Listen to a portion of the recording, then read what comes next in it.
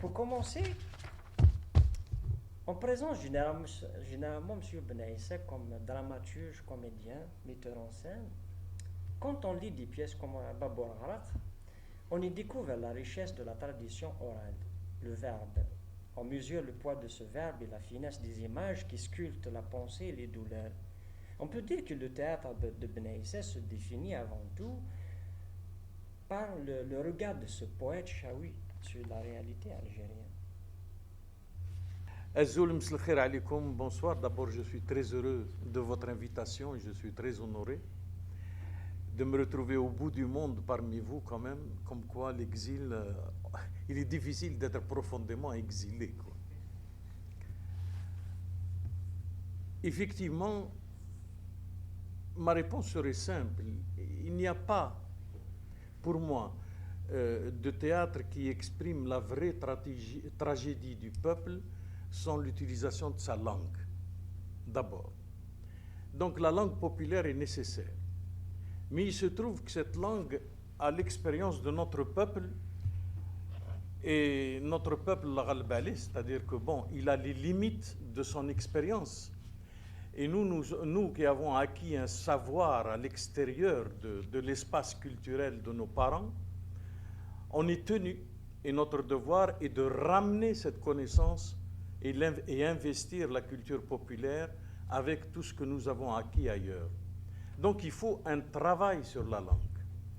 Et sans ce travail sur la langue, on ne peut pas faire de théâtre d'abord, et on ne peut pas dire exactement ce que nous avons à dire à nos parents.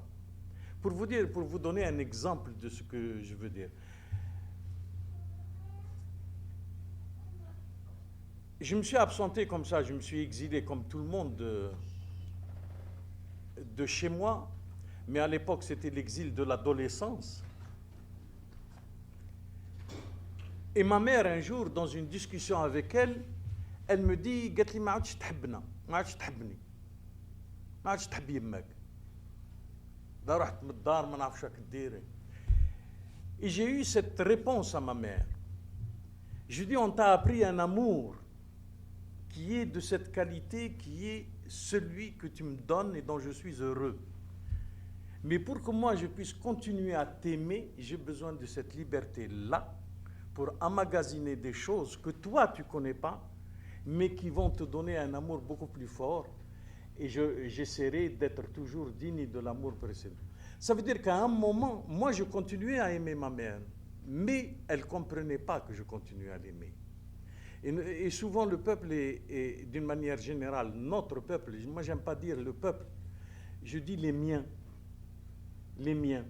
C'est-à-dire ça commence à ma famille immédiate et ça s'élargit jusqu'à très loin. Donc les miens, c'est ça. À un moment, ils ne comprennent plus ce qu'on est en train de faire. Ils ne savent pas qu'on continue à les aimer parce qu'ils n'ont pas la culture nécessaire pour comprendre jusqu'où nous, on envoie cet amour. L'amour, c'est de 0 à l'infini. Et bien, l'infini de nos parents s'arrête un peu avant, nous, on continue un peu plus loin. Donc la langue, qui est l'outil principal de cette communication, doit être évoluée et doit être investie par notre talent, entre guillemets, pour qu'elle puisse aller plus loin que comme on l'a reçu. Nous, on est là pour fructuer tous les héritages qu'on a reçus. La langue est un héritage. Notre devoir est de la fructifier, de l'amener encore beaucoup plus loin de là où elle est. Donc c'est pour ça que, pour moi, il n'y a pas de théâtre, en tous les cas en Algérie, sans le travail sur la langue. Et je dirais une deuxième chose pour être savant à ce moment-là. Jean Duvigneau, par exemple, qui est un grand spécialiste du théâtre, il a écrit entre autres les principes du carnaval, les principes du théâtre de rue. Il dit il n'y a pas de subversion sans langue. C'est-à-dire, pour être subversif, on ne peut pas parler une langue conventionnelle. Il faut inventer la langue qui va porter notre subversion. Et dans Babur, il fallait que j'invente cette langue qui est subversive. Même si ça repose sur l'humour, la phrase la plus subversive dans Babur, elle est simple. C'est Un an. Dire, se lever, dire face à ses pouvoirs, un jdi un Mazir Chaoui, c'est ce un an qui est la subversion. Il m'a fallu 6 mois de travail, plus de 1000 pages d'écriture pour isoler ce moi et ce moi lui donner toute ça. C'est ça la subversion. Mais je ne pourrais pas l'écrire comme ça.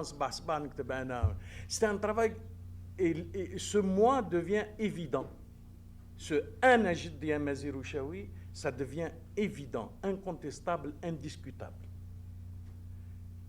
Et ça, il fallait le travailler. Et donc la subversion, elle est là. C'est la recherche de la construction qui est d'une évidence telle que personne n'y a pensé, quoi. Moi, ça me rendait... Il y a eu le printemps berbère et avec Mohamed Ben Mohamed, on avait créé une première association qui s'appelle le Mouga. Et on a été poursuivi un peu pour ça. Et Lounis et plus d'autres. Il y avait 2 ou 3 avec nous. Et on avait créé le Mougar. Et c'était la première association civile algérienne. On nous a convoqués immédiatement. Qu'est-ce que c'est que ça? Qu'est-ce que c'est que ce haraj?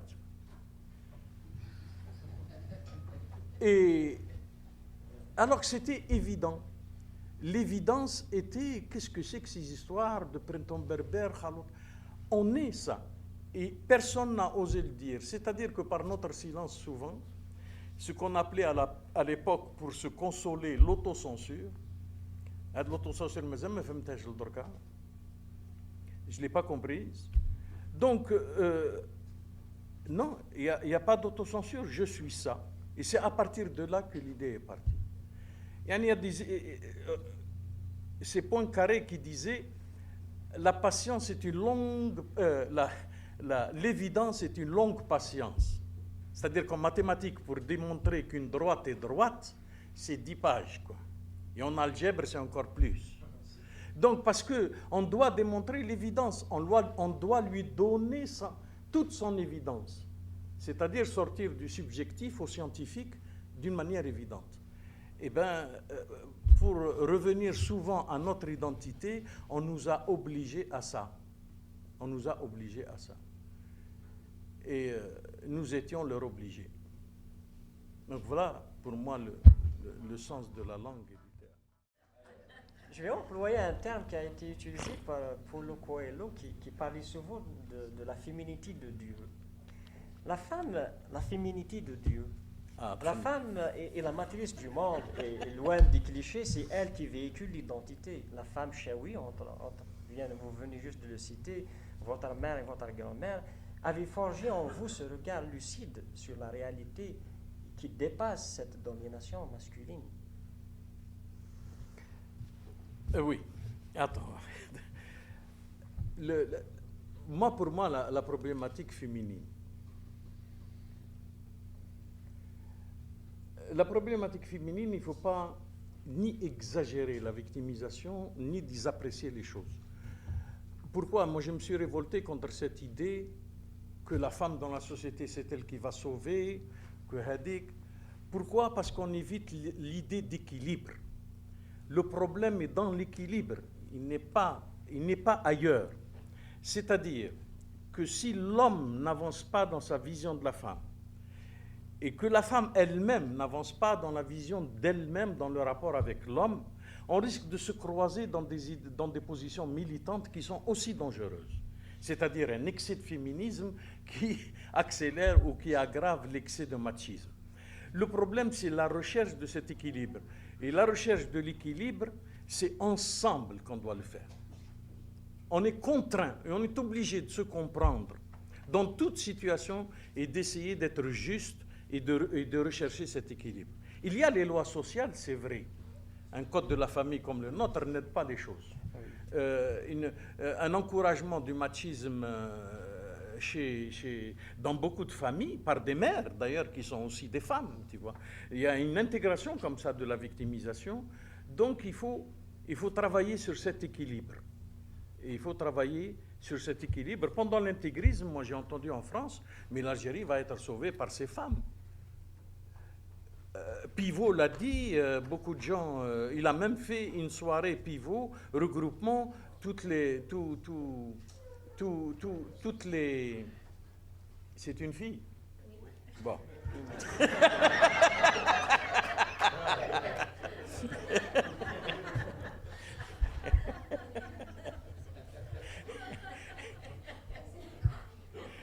Pivot avait regroupé les romancières pour prouver ça.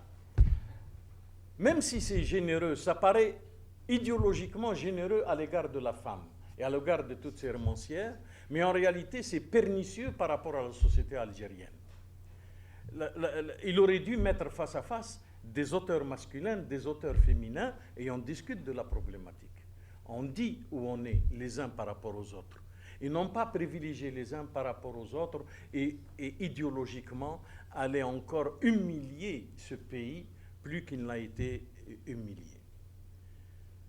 Donc, se battre sur ce terrain-là, moi j'aurais aimé me battre pour les femmes. D'abord, je n'ai pas à me battre pour elles, mais non, elles sont assez compétentes pour le faire. Mais j'aurais aimé partager avec elles une vision peut-être qui l'encourage à être et qui, moi, me permet aussi d'être autrement. C'est-à-dire que dans l'écriture, dans la poésie, être à un niveau de communication beaucoup plus dans l'humain, beaucoup plus dans le regard de l'autre, dans un vis-à-vis de regard. Et non pas être, comme on l'a été longtemps, et soi-disant dans la lutte pour la position sociale des femmes, ou politique, fi politique, alors que ce n'est pas tellement notre ambition dans ce sens-là, quoi. Et c'est vrai qu'il faut commencer d'abord par démocratiser la société. On revient toujours au problème de la démocratisation. Me battre uniquement pour les femmes dans une société, il faut que tout s'harmonise. Donc il faudrait que la liberté d'expression soit répartie sur tous les individus et d'une manière équitable, et à ce moment-là, chacun retrouvera sa place, quoi. Chacun retrouvera sa place. Donc le tout se résume à une liberté pour la démocratie dans ce pays et pour la liberté d'expression.